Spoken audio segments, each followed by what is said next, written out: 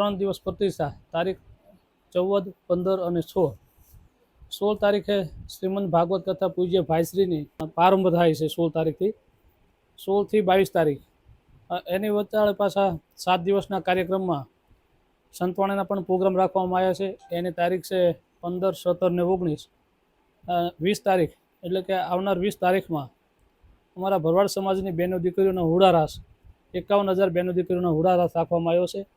સાથે બીજા દિવસે કે એટલે તારીખ 21/3/2025ના દિવસે લાકડી રાસ પણ રાખવામાં આવ્યો છે।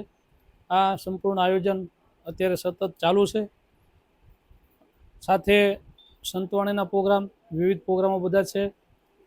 ખાસ કરીને તો આ પ્રોગ્રામ એટલા માટે છે કે સમાજ એકત્રિત થાય, સંગઠન વધે, સમાજની સંસ્કૃતિ જળવાઈ રહે એટલા માટે આ બધું થઈને આયોજન પાર્કિંગ સાથે ગણવા જઈએ એટલે 700 થી 800 વીઘામાં બધો સમિયાણા સાથેનો કાર્યક્રમ છે।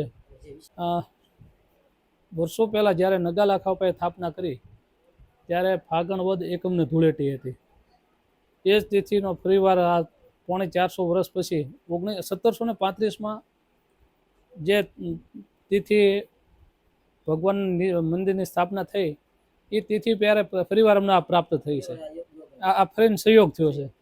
આપણે જેમ 144નો મહાકુંભનો સંયોગ હતો એ રીતે આ અમારો મોટો એક સંયોગ જ છે કે એ તિથિ પાછી અત્યારે અમને આમાં ભગવાનના કાર્યમાં મળે છે એટલે ખાસ એ કર્યું છે। આમાં ભરવાડ સમાજનો બહુ મોટો સિંહ ફાળો। જ્યારે આપણે અયોધ્યા ભગવાન રામની પ્રાણ પ્રતિષ્ઠા થઈ ત્યારે અહીંયા 108 ફૂટની અગરબત્તી લઈ ગયા હતા। એ જ રીતે અહીંયા અમને પણ એવો વિચાર આવ્યો કે ભાઈ આવડું મોટું કાર્ય થઈ રહ્યું છે તો આપણે પણ અહીંયા એક યજ્ઞરૂપી અગરબત્તી છે અહીંયા પ્રગટાવી। એટલે ભાવનગર અમારા ભરવાડ વેયાભાઈ આ અગરબત્તી બનાવવામાં સતત એની મહેનત આમ તો 7-8 મહિનાથી એની મહેનત હતી।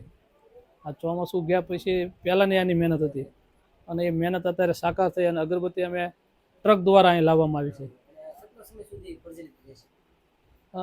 અંદાજિત 45 દિવસની 45 દિવસની ગણતરી છે। 45 દિવસ સુધી પ્રજ્વલિત રહેશે। સમગ્ર ગોપાલક ભરવાડ સમાજ તેમજ ઠાકર બાપામાં આસ્થા રાખતા જે ભક્તો છે એનું આસ્થાનું એક કેન્દ્ર છે આ બાવળિયાળી ધામ। અને આ બાવળિયાળી ધામ ખાતે જ્યારે નગાલાખા ઠાકર બાપાના દ્વારાની પુનઃ પ્રાણ પ્રતિષ્ઠા હોય, ભગવત કથાનું આયોજન હોય અને હુડારાસનું પણ આયોજન કરવામાં આવ્યું હોય ત્યારે આપ દ્રશ્યમાં જે જોઈ શકો છો તે 111 ફૂટ લાંબી અગરબત્તીનું વડોદરામાં નિર્માણ કરવામાં આવ્યું હતું અને બીજી એક 56 ફૂટની પણ બનાવવામાં આવી હતી। એ મોટી બોરુ ધામ ખાતે લાવવામાં આવી, આને બાવળિયાળી ધામ ખાતે લાવવામાં આવી અને 10 તારીખે આજે 111 કુંડી યજ્ઞરૂપી જે અગરબત્તી છે એને નગાલાખા ઠાકર બાપાના ચરણોમાં અર્પિત કરી અને પ્રજ્વલિત કરવામાં આવી છે। આ તમે 111 ફૂટ અગરબત્તી કયો કે 111 કુંડી યજ્ઞ કયો બરોબર છે। કેમ કે આની અંદર જેટલી યજ્ઞમાં જે હવન સામગ્રી વપરાય એ તમામ હવન સામગ્રી આમાં વાપરવામાં આવી છે।